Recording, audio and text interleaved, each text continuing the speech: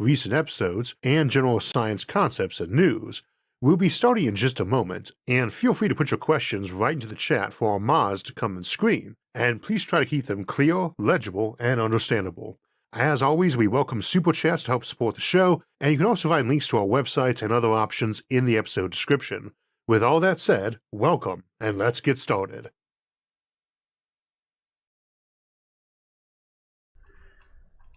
Good afternoon, everyone, and welcome to Science and Futurism with Isaac Arthur's monthly live stream Q&A. As usual, we are joined by my lovely wife and co-host, Sarah Fowler-Arthur, who will be taking questions from the moderators, in this case, Myaskal and Sindri, who will be passing them along to you and to her to ask me as we get started. Speaking of which, have we got any questions to get started with? Yes, we actually have a couple from the last live stream that people felt like you evaded a little bit, and Myaskal says, you're not going to dodge this question. So the question is, which is your favorite alien species design-wise? I remember that one from last time, too. Okay, there's so many different ways you can have a design. I can see how I end up dodging that question. For simplicity's sake, let's go with the Borg from Star Trek The Next Generation. They were actually originally designed to be a bunch of insect creatures rather than a bunch of leather-clad Borg, but they ended up doing that for budgetary reasons. They switched them over to being humans, and that actually, I think, made for a good one, because while they're a little less alien than the insects would be, you end up with the assimilating, consuming type of Borg from Star Trek, where we're just going to come by your planet, take your technology, and then take all of you. The original version, if you see the first episode of Q in it, which is probably the best episode of Q in it, to be honest, they're much interested in technology, not people. In later episodes, they're interested in people, and so they are kind of like the antithesis of the Federation. They're like the backwards dark mirror of them, because all they want to do is bring everybody in together as equals to join their big federation with one universal mind and morality and single thought, so that it's kind of a good design in the sense that you can see that actually happening, and it's kind of got a 1984 flavor to it, as opposed to something like with the Vulcans, the other kind of classic Star Trek race. They're just supposed to be so logical, but often don't really seem to epitomize that. And then, as much as I'm a fan of Star Wars or Stargate, they didn't really have any aliens that were terribly unique in them. You look like the Goa'uld, the Asgard from Stargate, or the Wraith. They're not really a unique concept. Kind of the same for a lot of the body snatcher ones, or ones from Star Wars, where it's impressive makeup and impressive puppetry, but not really all that psychologically different, and that's kind of the key one there. So you say for aliens with weird designs, I think maybe one of the ones from Jim Henson, like Star Wars or like Farscape, that was a great series, would have the most alien designs we see for something in live action. But when it comes to psychology, I'd say the Borg, when written right, probably get the points for that. It does seem like a lot of the designs are semi-human-like, and when you're trying to aim for something that is supposed to be so foreign to you that you can't even imagine it, it seems like maybe that falls a little bit short of Alien. Yeah, CGI is great for that sort of puppets, but otherwise you get the forehead of the week, and I think, without criticizing that too much, because you've got to get somebody in that for God knows how many hours of live action filming under lights, and that's dreadful. There's only so anti-human that they wish to be. Yeah. It's like the original Cardassian knife from Star Trek has them wearing this big thing that looks like the worst dentist nightmare of what braces should look like. Ugh. That gets dropped almost right away because the actors couldn't possibly keep wearing that. So, but you're sacrificing a little bit, and that's where that suspension of disbelief comes into. So you hire some great actors, great delivering lines, up to and including the facial expressions. And then the makeup covers all of that, because you have no idea as he delivers this grand, beautifully delivered line, and you can't hear him through his prosthetic teeth or see his facial expressions through all the junk. So you have limitations. Ojintiaji, could cheap, abundant fusion power be attained if science found a practical way of increasing the range or strength of a nuclear strong force? Yes, although I'd say, I don't know if you want to increase or decrease in that kind of context. That is one of those forces like the other two big ones, electric and weak, or the electroweak unified force, that actually are positive and negative aspects, unlike gravity, which is only attractive, we believe. if you can play with that, you can certainly change around a lot of the way that these forces are going to play out. You change the probabilities a lot too. Like there are materials that really wouldn't form outside of certain very rare cases, like in a supernova or a neutron star module, just because without them being so insanely packed together, there's no chance of anything like phosphorus, for instance, forming from silicon. But yeah, you could do fusion easier that way. I think that at point though, you're not really needing to do classic fusion anymore. If you can play with these strong force at all, you might be able to start turning bits of matter into raw bits of energy, or just trying to reconfigure, and they're just found in some completely different stable state that couldn't normally exist in nature. We have an episode coming up soon, Warping Reality, which I think soon is actually probably late May, but Warping Reality, that we'll discuss that more. We decided to look at all the topics besides just bending space-time that you do when you start playing with physical constants and things like that, and it's a good episode coming up. Next question or comment is from Mr. Mahan. He says, hello, Isaac and Sarah. My question is it possible to create black holes artificially as opposed to a natural collapse? Yeah. I mean, the thing is, anything you can do in nature, you should be able to do artificially too. That's the whole point of technology. You find some phenomena in nature and you figure out a way to reproduce it artificially in a controlled and then mutated way. So there are two ways we think black holes can come into existence in the universe right now. Actually, let me phrase that. There's three, right? Option one is the one everybody knows. That's where you have a really big star. It just detonates and then it implodes in the core, and that turns into a black hole instead of a neutron star. In practice, it probably turns into a neutron star, then maybe a quark or Planck star in the process of falling into that black hole, but that's, seconds that takes. Option two is where you take something big already like a neutron star and either collide it with another neutron star or a white dwarf or a bunch of raw matter in some way that allows it to just fall into being above the mass and become a black hole. That can be very explosive too, though, so you can also destroy neutron stars doing that. Option three, and maybe it should be option one because it'll be earlier, is the idea that at the very beginning of time you'd have black holes forming up when the universe was supposed to be much denser. And that raises all this question of, back when the universe was so small you could fit it all into something the size of a tennis ball, the inflationary epoch, what kept it from becoming a black hole? And so, well, that's a trickier question you might think to answer, but it actually works out because of everything being equally spread around it. So you can't collapse this way because there's stuff on this side of you, and this side of you, and this side of you pulling you too. But in this case, we think of primordial black holes potentially existing that would be much less massive, and we look for evidence of them, but there's a whole range of them where it would be very hard for us to see if they existed. So we are not terribly optimistic about primordial black holes existing, but that's the other natural way they might form. And those will be far less massive than the three solar masses that you get out of something like a neutron star being built up bigger or a bigger supernova explosion. As to making them themselves, yeah, you can make them much less massive without even really getting into really complicated artificial techniques like a Kugelblitz where you try to slam a bunch of lasers or mesons together to make one. You just take a gigantic ball of iron, the thing that can't fuse in the first place, and you just keep pouring more of it in the same place until you get to a gigantic ball of iron as big as you can, which will either collapse in on itself into a black hole at some point, or you go ahead and surround it with a whole bunch of nuclear bombs and have them all simultaneously detonate. Ironically, the same way we do with normal conventional explosives around uranium to set that off. You can also use another material, potentially like uranium instead, but iron, lead, those would do the trick, and there's a real place for them to fuse up to. And then you could potentially have one that was much smaller. Now, that might be much smaller than the mass of Jupiter, but it all depends on what your technology allows. Experimentation is kind of required to figure out whether we can do it. Slamming two big balls of iron into each other at relativistic speeds out of a railgun, like 99.99% of light speed, that should do the trick too. Well, our next question is actually a super chat from Sean McMaster, and we really appreciate everyone who takes the time to send us the little donations that help keep this live stream going. Thank you, Sean. He says, Isaac, have you read All Tomorrows by C.M. Kozman? And would you consider making Sci-Fi Sunday episodes on specific books? I know the book title, but I'm trying to think of like the cover art. I've definitely not read it, though, I'm afraid. It's probably one of those ones that people suggested me a few times would be familiar, which is how I often end up reading books these days, if enough people recommend them. Yes, I would actually consider doing like specialized episodes on one specific thing, but usually instead of let's review the Foundation series by Asimov, I'd say let's review psychohistory instead. And we have an episode on psychohistory from way back that I probably should redo at some point. A lot of the episodes from season 2 or 3 I've been slowly redoing here and there as expanded forms. But because we have so much better audio visual these days. So, there's a few that I would actually consider potentially doing just as their own standalones, but like next month's Sci-Fi Sunday episode is Hive Wars, and someone's pulling in next to the window of my office at the moment. So, probably Amazon.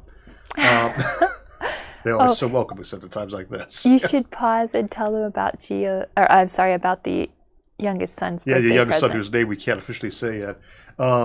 So remind me where I was at there with that episode. So Hive Wars are Sci-Fi Sunday for the next month, and that's kind of like a 40K-ish episode, Warhammer 40K-ish episode, but it's about the topic of 40K. I mean, that topic from there, not the setting itself.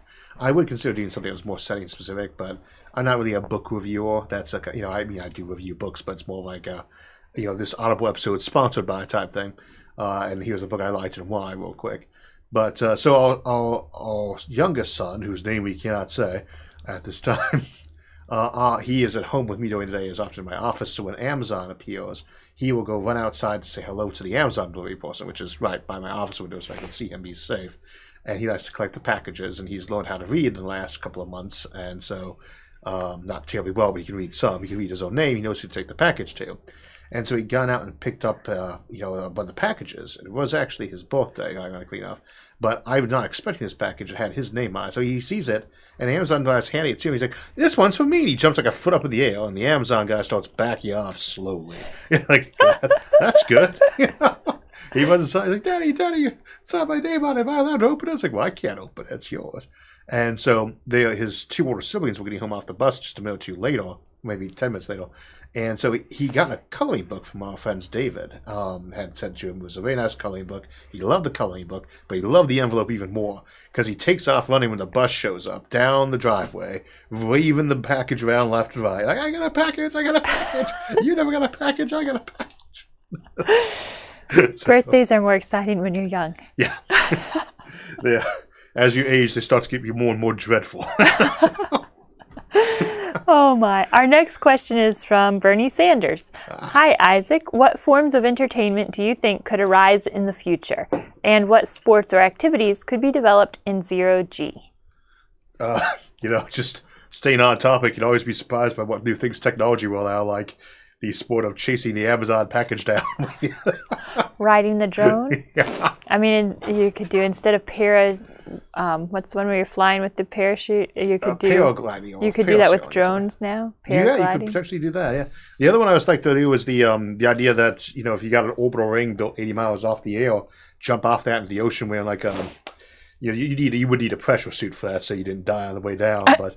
Just a minor detail. I say with life extension, there's always thinking if you can set people up so they're biologically immortal, then you really aren't aging anymore. You could simply stop taking whatever you do for that, or you could say, I'm just going to have increasingly reckless behaviors because I believe suicide is wrong. So I'm going to start the new sport of chasing down lions with a Nerf bat. And see if I survive that, or the ring jumping into a thing of sharks and see what happens. Increasingly reckless hobbies is definitely one of those options because you get better medicine. I'm not going to tease anyone's things, but like base jumping, that is a very dangerous sport.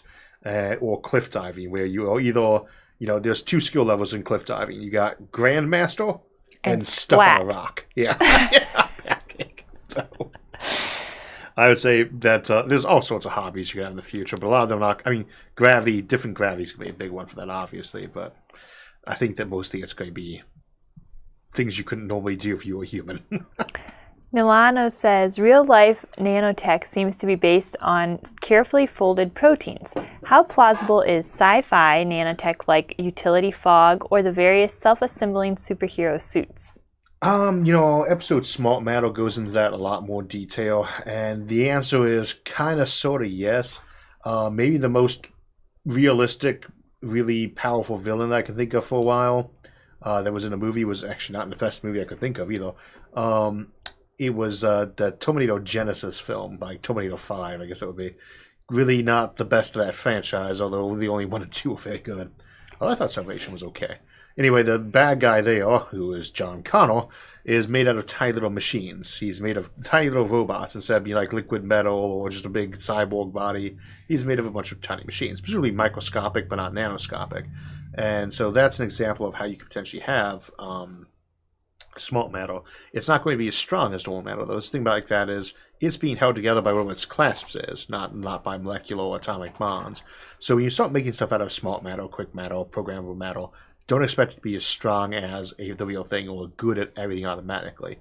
If you want to have little nanobots race into a material and get all the metals out, what you instead do is tell it to go build you a kiln and melt them out the old-fashioned way.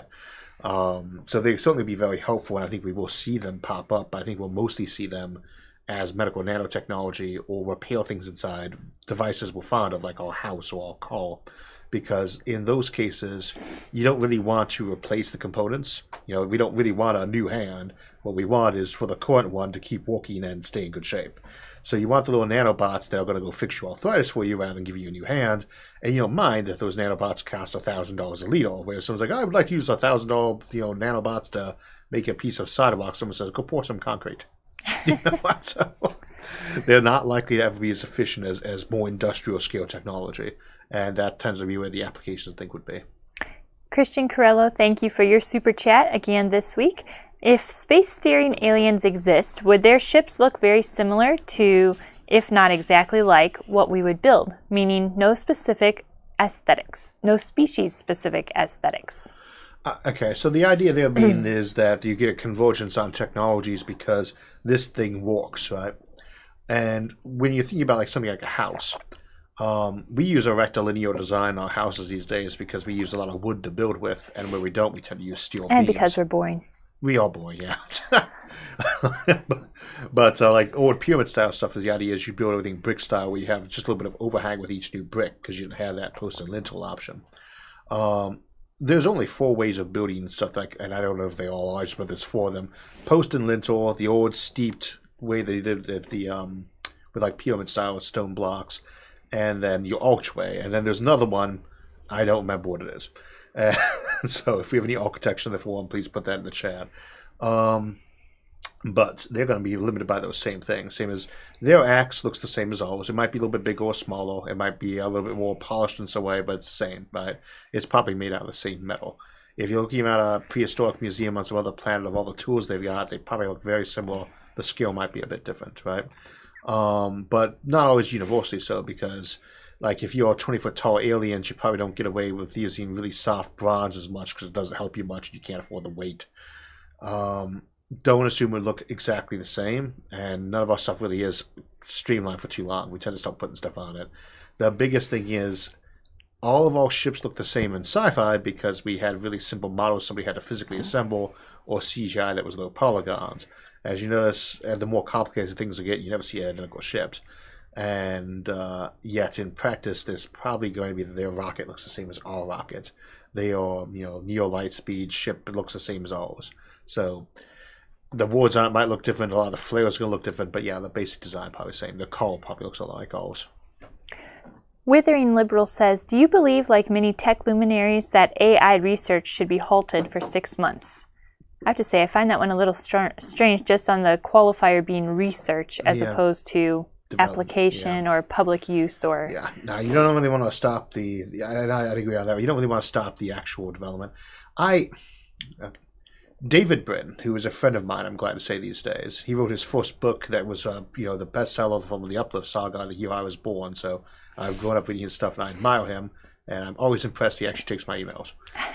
He was just recently sent me one, and a few others. He wrote a little article he written on his own response to that petition.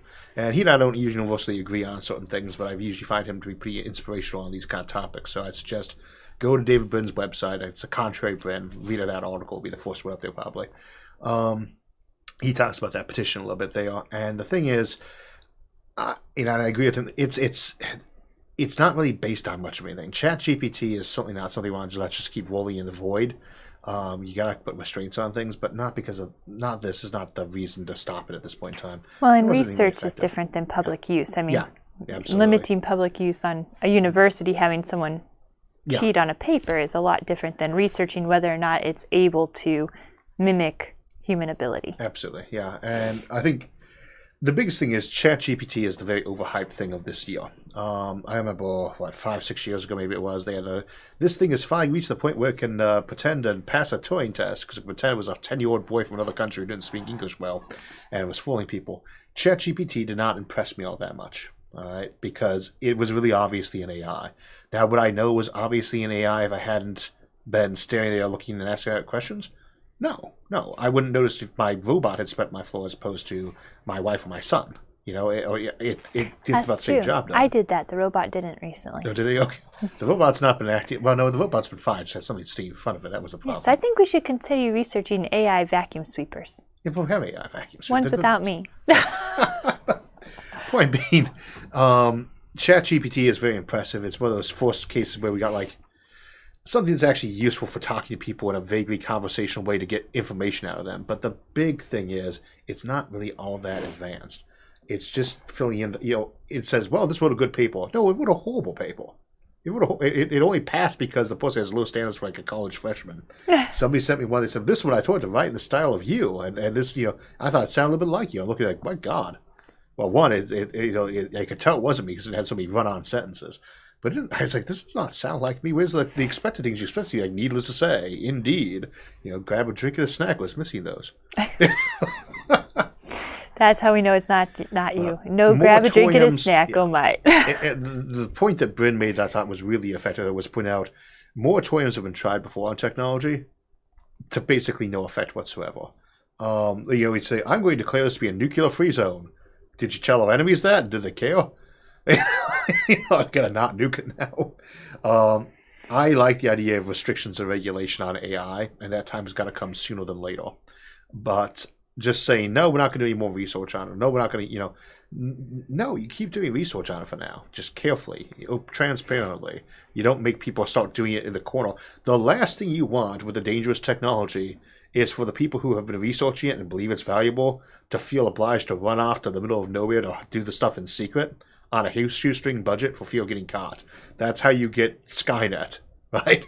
That's how you get the dangerous AI that escapes from the lab, because the lab is not well guarded and protected. Mr. Mark Meadowland says, on an interstellar highway, would a previous series of ships exhaust become a braking medium? Yes. Not too much of one, to be fair, but yes. It depends on how tight the corridor is, obviously. One of those things is, if you're part of a caravan of ships, you don't want to fly too close to each other, and even though the very best direction to aim your thrust is exactly behind you, 100% behind you, you're not losing that much thrust by angling out at, say, 1 degree. In which case, the ship's behind you, so long as it's not too close, it's not hitting them. You kind of want your particles spraying out opposite, at a bit of an angle. That also makes you a lot harder to follow if you're trying to be covert, That said, you're always going to have a little bit of it spraying back behind you. Same for photons going down there, too. They also act as a braking medium. The cosmic microwave background radiation can act as a braking medium for you. It's hitting you constantly. At high enough speed, it becomes a big deal. So that is one of those factors there, is if you have a bunch of people going down the same road, all those relativistic particles coming from behind, it's not just a braking medium for you, too, though that could be handy, and that actually could be advantageous in some situations. It's also an erosion and damage issue, too. Clash asks, what would an orbital-only mission to Mars or Venus accomplish, and what advantages could a human crew have over just deploying probes into orbit? I think the thing is, I actually can't remember off the top of my head who it was who had to do the orbit around the moon but didn't get to land on it. But I don't mean the other person on the mission who didn't go down to the surface like Apollo 13, Apollo 11, etc. 2 down, 1 stays around orbiting the place. I don't want to spend 4 or 5 months, flying to Mars or longer, and then have to wait around the place until everyone's ready to pack up and go home, or whatever it is, to come back. That's not a trip you want to make by just going around in a circle and then not even landing on the planet. That said, there are people who certainly would still volunteer to do that, and say, well, that's too bad. I'm still going to be the first to orbit Mars. We should investigate Phobos and Deimos first.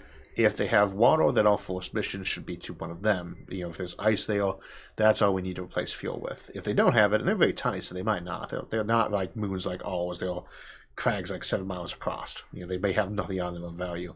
But if they do, then they should be all forced stops. They should be with a separate fueling base.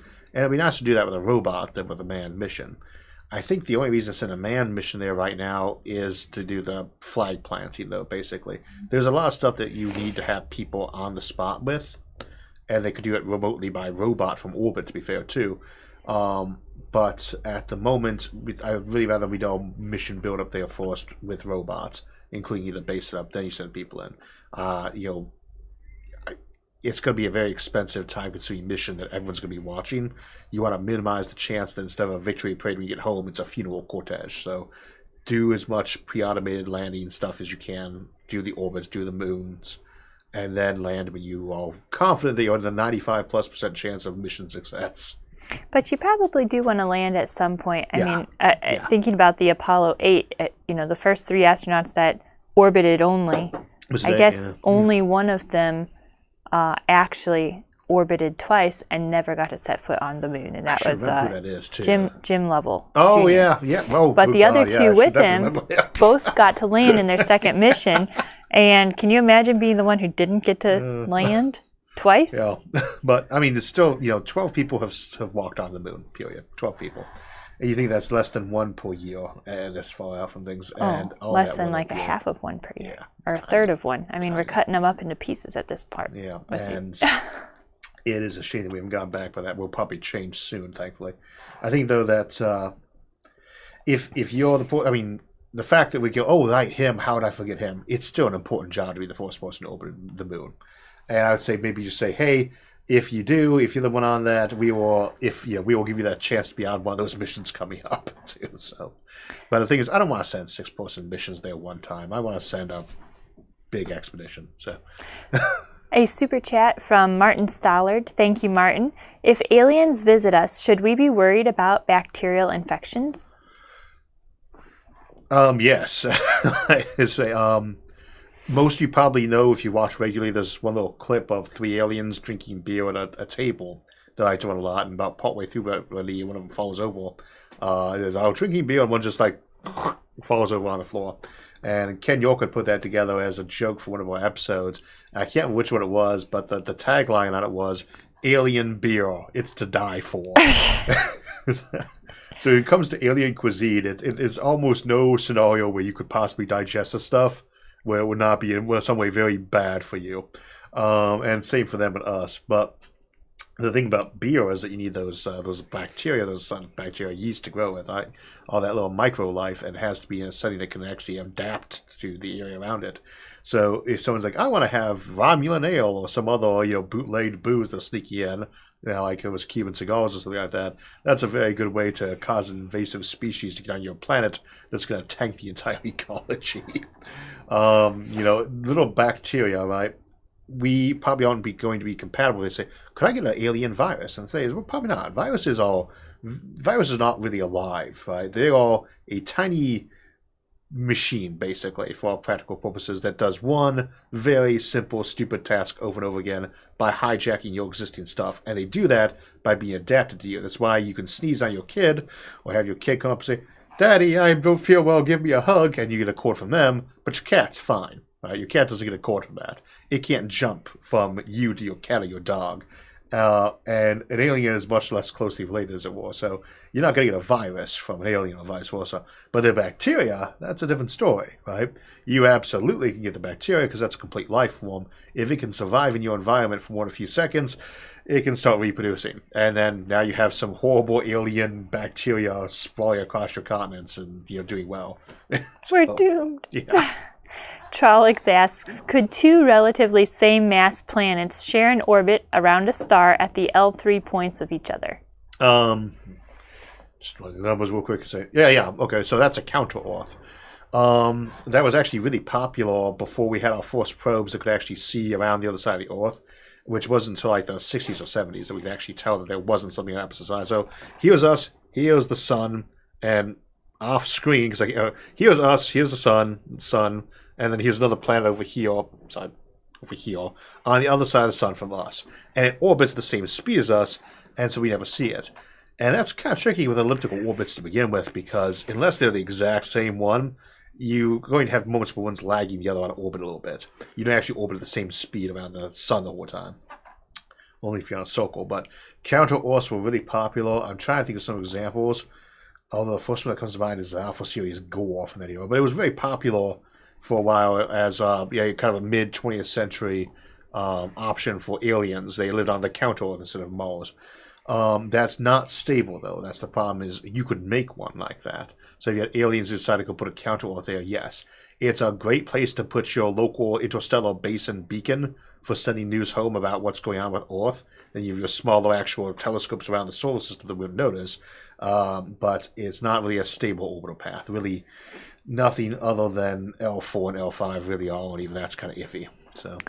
Midnight Road Studios says, is there an upper limit to how large a black hole could be? Yes. There is absolutely an upper limit to how big a black hole can be. It cannot be bigger than the universe in which it is from.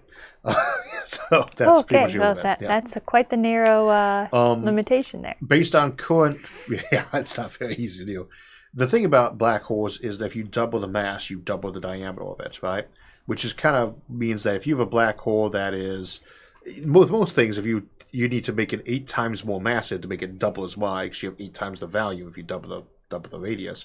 Black hole event horizons scale up linear to mass, which means if you have one that's, say, 1 light year across, then all you need to be 1,000 light years across, is because the galactic core, right, would be 1,000 times the mass. If you have one that is 1 trillion times more massive, it's 1 trillion times wider.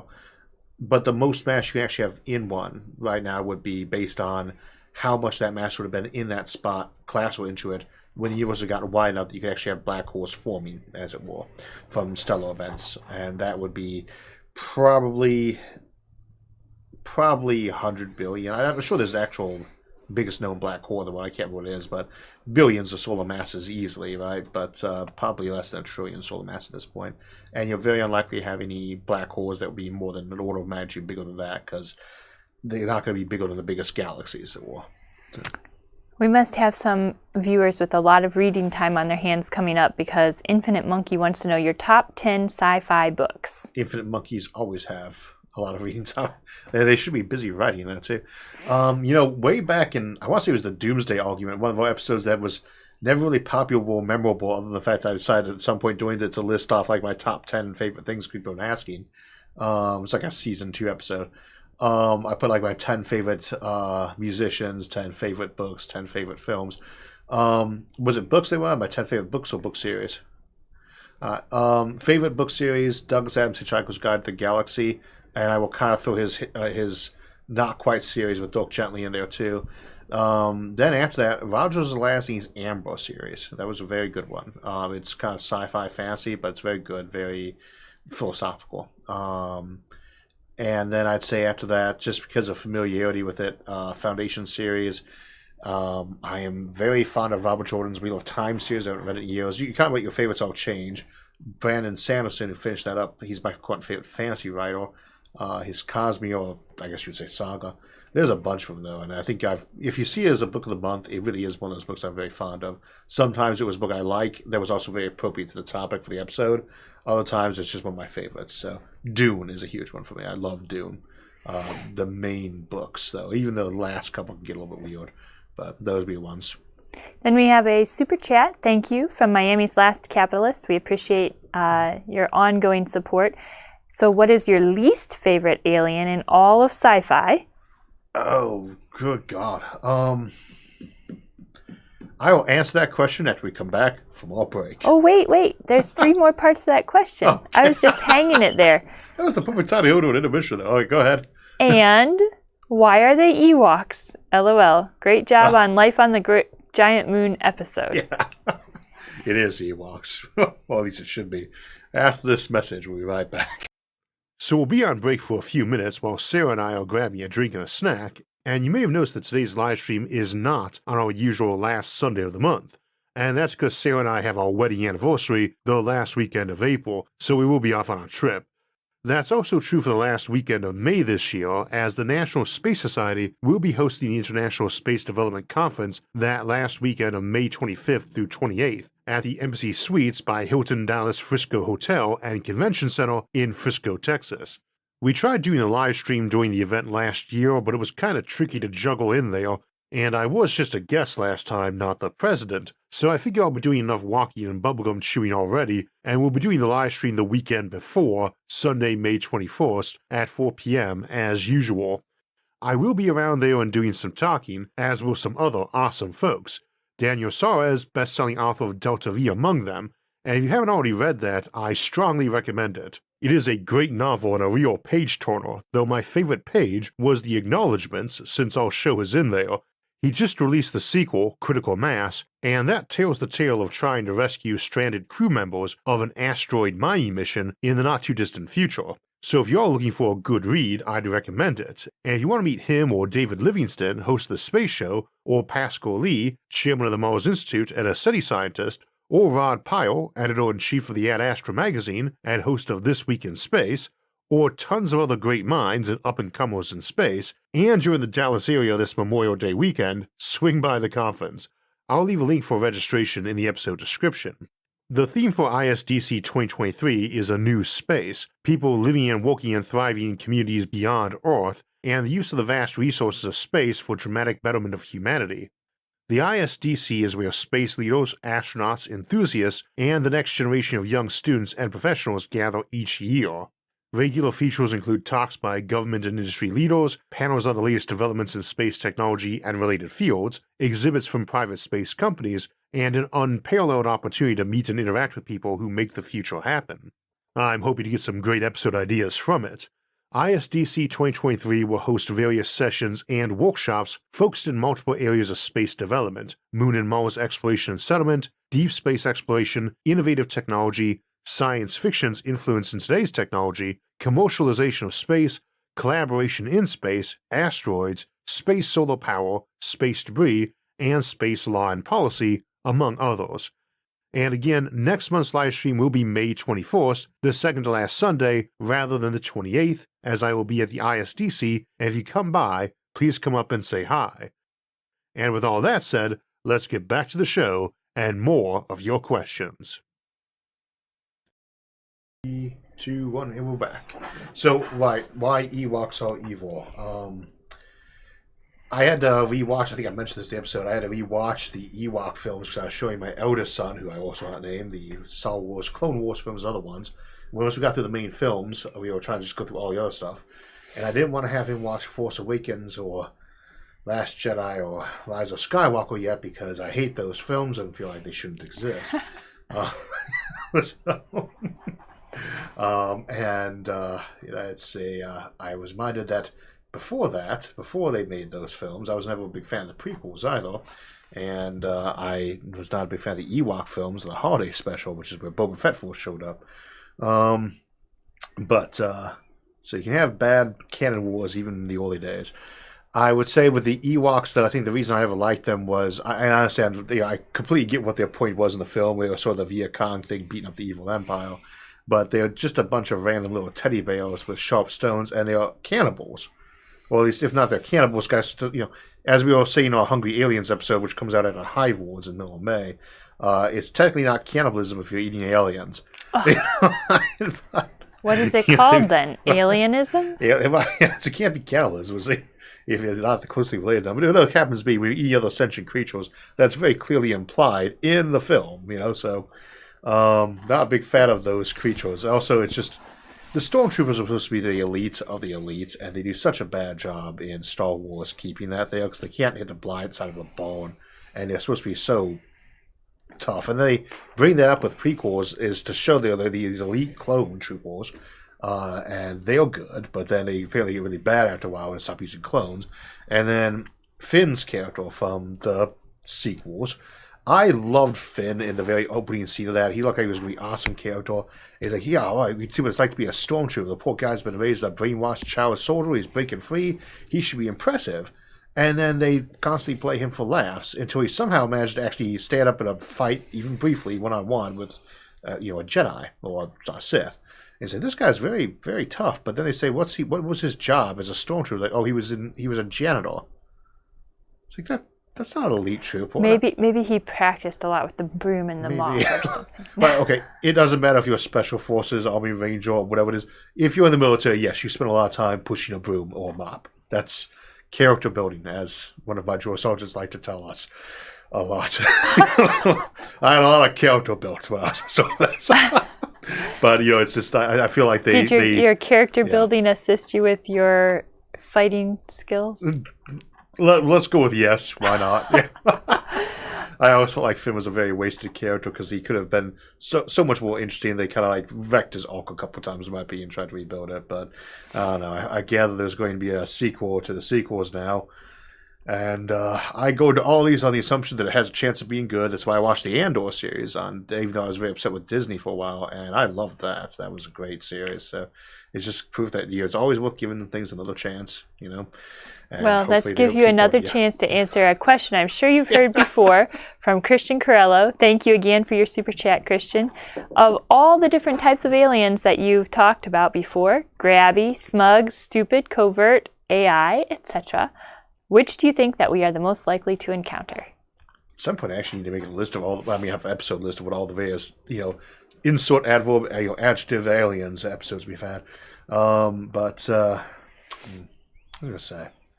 I got distracted. Somebody was asking earlier if I'd review individual series. If based on the side rant on Star Wars, the answer should probably be no. So, what was that question again? Your most likely alien encounter? Oh, and most likely AI aliens. That's we have the episode that's AI aliens. Our most likely first encounter with aliens would either be something that was post-human or post-alien, or was their automated probe. Either that, or it would be the non-intelligent background radiation of their civilization that we detected with like Dysonian SETI. That one's the easy one for that. Would be that example. Either that or the kind that you can't have conversations with, which is relativistic kill mill cell aliens, which is where they just open the door by saying hello, boom. No conversation, boom. Well, in that case, we probably wouldn't have much left to chat about. Enough time. What? Boom.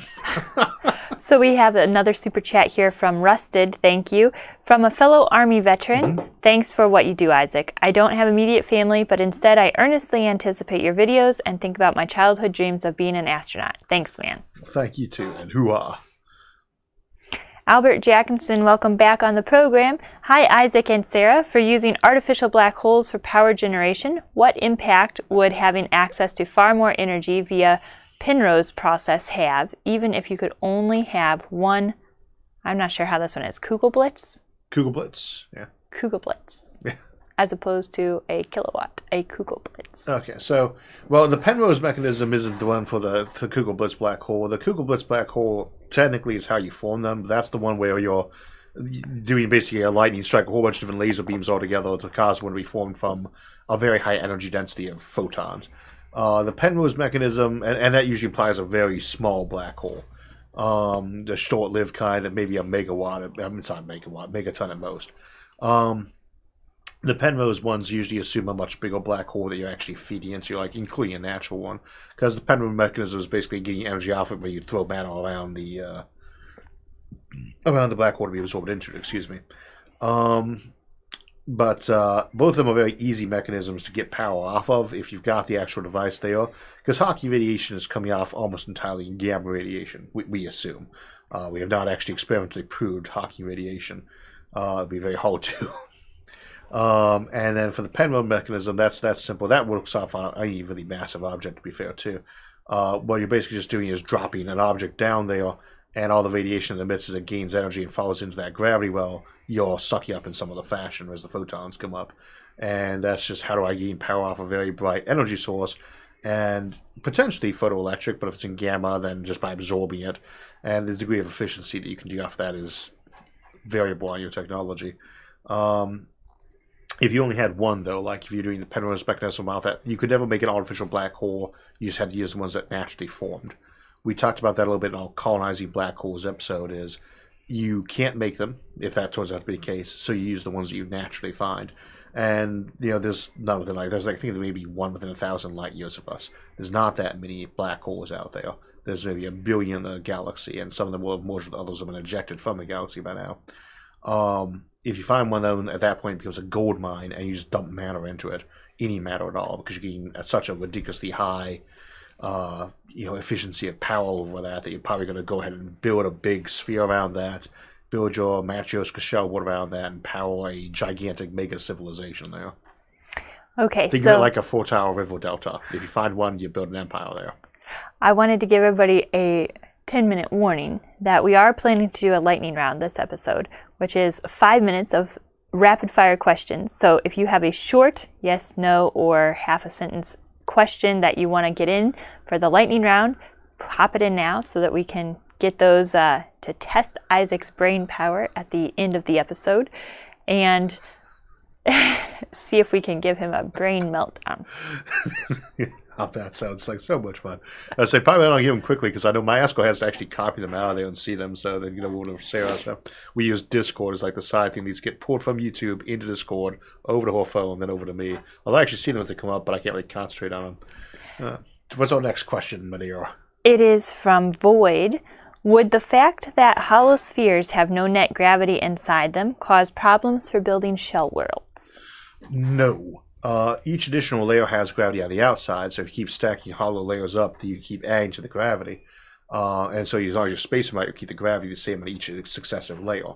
But in terms of building inside them, whatever your anchor is in the middle, which I usually assume is either the original planet or a black hole, is, the thing you have to balance off it's your foundation, right? You do have to have some way of latching yourself onto that. Maybe it's magnetically, maybe it's by dumping matter streams into it that you use in your power plant. That shell, your first shell around that, though, has to be stabilized, and that's the tricky one. But much like with the ring world situation of it not being gravitationally bounced around the sun, it is just a matter of actually just actively maintaining that as opposed to just assuming it's going to naturally be there. Like, we don't, when we're building foundations of big buildings, check and make sure it stays aligned with the core of the planet, because everything between us and there does. Except it doesn't. That's how you have earthquakes and ground settling. You just have to do the same kind of thing a little bit more actively with your basic layer of that. At that point, you have everything machined above that, and it's just fine. Thank you, Thor Johaz. I'm sorry if I'm not pronouncing that quite right. Thank you very much for your very generous super chat.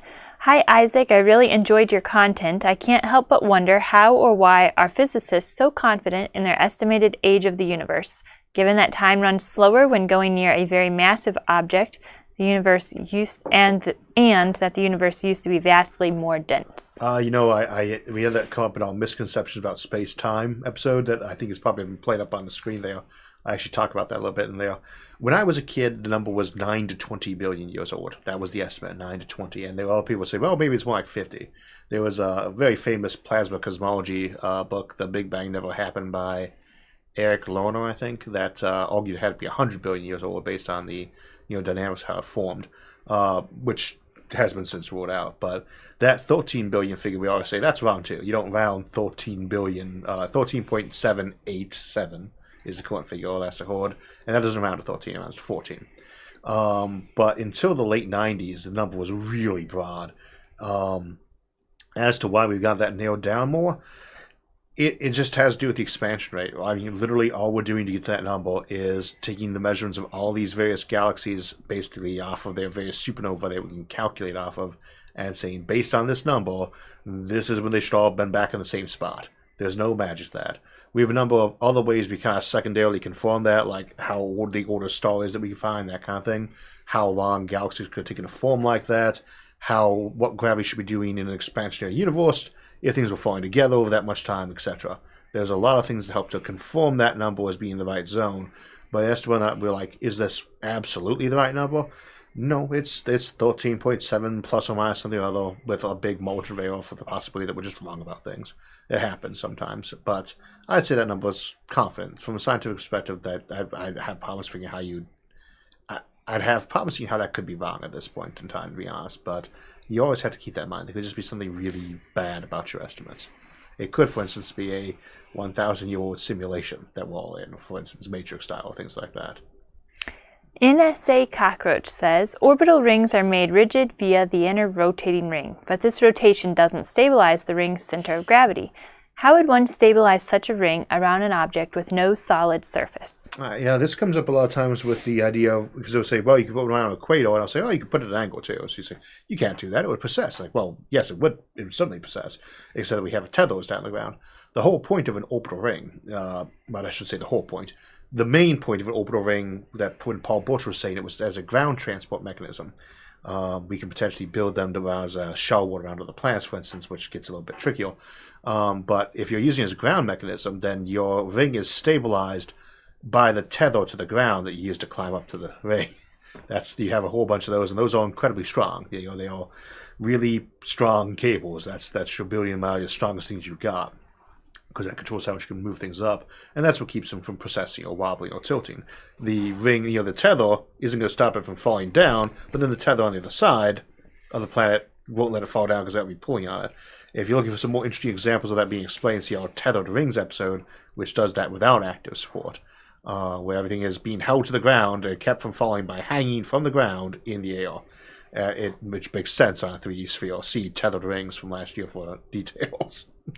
Keen and Grace, thank you also for your large super chat. We really appreciate your support to stay on this stream.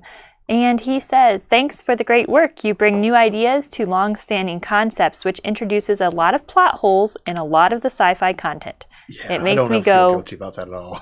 What? Thank you. And this is the big one. Never let your enjoyment of a piece of science fiction be ruined by the bad science in it. But if you're a writer, do keep in mind that really bad examples of that make it hard for anyone who knows what they're talking about not to stop laughing the whole time. It breaks your suspension of disbelief. So do your research, but don't let it wreck an episode for you either. Keenan continues, which makes me go, wow, how didn't the creator of that content think of this use case? Thanks, SFIA. I mean, I have sci-fi writers write me a lot about how plausible something is, and I'll tell them the same thing, but sometimes you got a plot in mind, and you say, it needs to be good enough. It's like, I've got a whole book written. Not me, I don't like to write books, but I got a whole book written that's got a story in it that's based around this one thing, and now someone's going to point out that is wrong.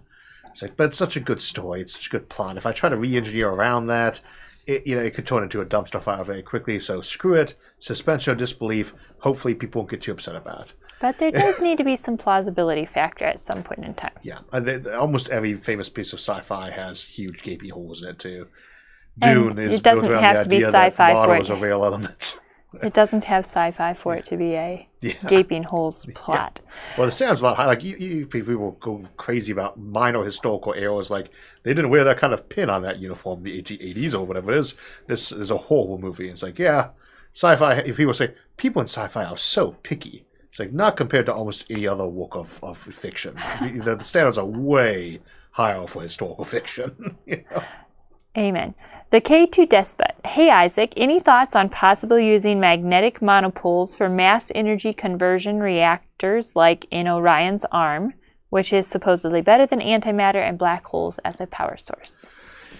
I don't really know how you get anything that's really better than antimatter or black holes as a power source. But I mean, magnetic monopoles are great for making material out of, in theory. Because at that point in time, you got something that's much, much stronger than even the nuclear force. So, you could have something that's thinner than an atom and a whole string of them that could hold an entire planet suspended over a black hole, for instance. That's how strong the orders of magnitude go up on something like magnetic monopoles. But I'd have to double check and see what the entry on that is. I haven't looked at Orion's arm in a few months, and it's one of those things where it's like, which particular article of interest has drawn me to today? So I don't think it's probably been a few years since I looked at Magmatter too to see what's been changed on that one. But always a fun place to hang out, by the way. Orion's Arms, Encyclopedia Galactica is my personal favorite. So I think we're going to get 2 more questions in before the lightning round. Nick Orion says, considering your prior tangent about Star Wars, are there any good sci-fi series which you can recommend reading or watching with kids? Star Wars. Now, we only rant about the things we love. Stargate, Star Trek, other things that don't begin with a star in them. Babylon 5 is a good one. Farscape's a good one. For little kids, though, I wouldn't know if I'd say Farscape. Good sci-fi with little kids. I would still say Star Wars, even though at some point you've got somebody who's like half dismembered, climbing their way up the side of a cliff, who also kills a bunch of kids early on in the movie. Maybe not the best example of good fiction for little kids to watch. Not Event Horizon. Do not watch Event Horizon with your kids. The movie, not my Shen and John show. That's a great show to listen to. Good sci-fi for kids. I'm trying to think of any classic I think ones. the disclaimer should be you should assess based upon the maturity level of each child and their ability to handle graphic I watched a lot of my favorite unreal films scenes. came out of the early 80s when I was like 5 or younger, and I actually saw them when I was that age too. So Yes, but we all know Probably that you not the weren't best really example. 5. You had like the brain of a 12-year-old, so they kept it in a jar on my bed. Yeah. exactly. Oh yeah, but obviously be very careful your choice of what you're gonna watch with your kids. I found out. Otherwise, you might find out at 1 o'clock in the morning when they're screaming and banging on your door that it was a bad idea. Yeah. Freedom Fiend said, thank you for your super chat. Thanks for the show. Here's my question. You're welcome. Go ahead. This is from Freedom Fiend. Thank you for your super chat. How significant do you think ceramics are going to be as things like zero-G manufacturing, additive manufacturing, and nanoengineering become more accessible? Huge. It's to most of us, ceramics is like pots and things maybe like little bits of clay. It is huge. Nano clays, nanoparticles are going to be huge. We use them in applications you wouldn't even tend to think of. Some of my favorite knives that I use here for cooking in the house are ceramic, right? You're going to see that roll even more and more in the future. But the one of the nice things about space is it is one of those places where you have that ability to manufacture things that won't get manufactured in a gravity or high gravity environment. And ceramics is definitely going to be one of those. Nano clays can be another one of those ones where you just have such a huge impact of being able to manufacture things up there. All right, we are now ready for the lightning round. And remember, this is for 15-second or less answers. We want to try to get... Or less? 15. Okay. We want to try to get at least 4 or 5 questions in per minute. You've got 5 minutes or a little less to go. And we're going to start off with a question and a super chat from Rob Hawk. Are there any sci-fi novels where the aliens are made of photons and travel at light speed? Yes, although the one that comes to mind is actually the Photino boards, which are made of dark matter in Stephen Backdoor's Rift and ZD sequence. Albert Jackinson, what effects would technologies for super soldiers have on civilians? The quick answer. Probably about the same. I think in that episode we said that the best way to make super soldiers make super citizens. But anything that enhances your strength, intelligence, reflexes, that's going to be huge in the personal lives and for civilians too. Ed Lippincott, do you think that we will ever practically apply any exotic forms of matter like strange, quirk, exotic, or magnetic monopoles, or will they just be kept to the realms of labs? I hope so, but my suspicion is that probably not. You think about it, we don't have any matter made out of strange particles existing that we know aware of, so it probably doesn't naturally occur. It might be hard to do, but it'd be cool if we did. Tommy Vesk, what is the best snack and drink for SFIA? Coffee without going coffee, period, and then I don't know. Coffee with chocolate. Coffee with chocolate. Yeah, there's so many good things out of chocolate. Amen. Astronomer KSP, on a scale of 1 to 10, what's your favorite color of the alphabet? I think I misread that. No, it says, what's your favorite color of the alphabet? Well, that's deep. What's my favorite color of the alphabet? My favorite color of the alphabet. Green. Green. We're going to go with green. I'm trying to remember what that is, like kinesthesia or something like that, where you could start smelling sounds or vice versa. Can you smell that sound? It was if you have brain damage or sometimes that you can start smelling sounds or hearing colors. Okay, moving on to Dance 5. Is it possible to use a 10-mile cable from a geostationary space station to lift satellites into space from Earth? 10 mile? Well, that's what it said. Geostationary is like 26,000 miles from the Earth's surface. I'm sorry, I'm still stuck on what was the actual question? It could have been what's my favorite color of the alphabet. That's what the text said, so we're sticking with that. I'm sure there was a question out there that one broke my brain. There All you go. right, ready? That one was the stump question. Here's another one. Navis Noblite, if we harness the power of your beard, can we power a Niker Dyson beam without using the sun? Possibly, yes. Possibly. There is a reason why the mustache is gone temporarily, by the way. So he'll be back soon. Daniel James. Hi, Isaac. Is it possible that we could build remotes for opening wormholes into different realities, like in that 90s show Sliders, for colonizing an Sliders was an interesting TV show. I eventually ended up playing like some kind of Cro-Magnon mutant race that ate people. It was like the big bad, like season 2 or 3. Yeah, no, I don't see the multiverse thing actually working out. But if you could, there's so many more cool things you could do than run around from different versions of almost the exact same planet with the same history. But still had some good episodes. Sean Bourne, do you think that humanity will terraform Venus? And if so, do you think that plate tectonics could be initiated artificially?